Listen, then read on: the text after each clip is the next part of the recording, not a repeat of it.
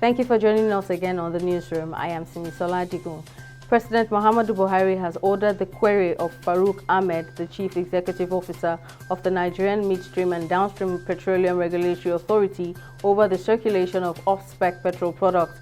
On Tuesday, the agency confirmed that petrol with methanol quantities above Nigeria's specification was discovered in the supply chain, leading to the return of long fuel queues in parts of the country, especially in Abuja, Lagos, Ogun, Port Harcourt, and other states. President Buhari has, however, instructed the Minister of State for Petroleum, Temepere Silva, to question Ahmed on how the product was brought into the country.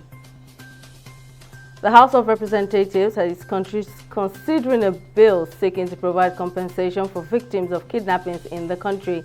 According to the bill, the proposed legislation seeks restitution for victims of acts of abduction, kidnapping, and banditry in Nigeria from the amount of monies or properties of the offenders forfeited to the federal government of Nigeria, whether or not the monies or properties are proceeds of the crime committed. This development comes about 2 months after a federal high court in Abuja declared the activities of bandit groups in the country as acts of terrorism after several calls by Nigerians. The Ààrẹ Ọ̀nà Kakanfò of Yorubaland, Gani Adams, has expressed concern over the wrong signal insecurity in the country is sending to Nigerians in diaspora, saying the situation has made many lose interest in coming home. Speaking in Lagos during the 10th anniversary of Odua Progressive Union (OPU) and presentation of the book titled OPU Globalizing Yoruba Values and Culture, Adams explained that the organization has used its template to change the ugly narratives. He maintained that through the Congress held, the diaspora group had contributed greatly to the nation's GDP. OPU, a global brand spread across 96 countries in 6 continents of the world, has been formally launched in 50 countries, with the rest 40 expected to be inaugurated in the coming years. United States legislators have held a moment of silence at the Capitol to mark 900,000 COVID-19 deaths in the country. The memorial came 3 days after the U.S. passed the 900,000 death toll, according to data compiled by Johns Hopkins University.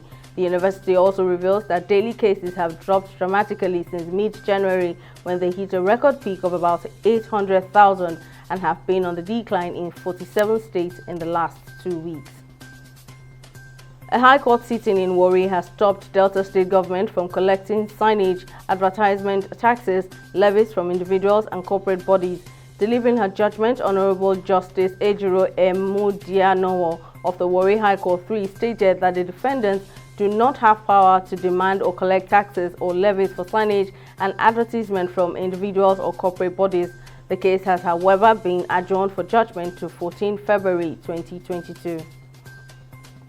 Peruvian President Pedro Castillo has sworn in his 4th cabinet since taking office 6 months ago, replacing his latest prime minister who lasted 3 days on the job.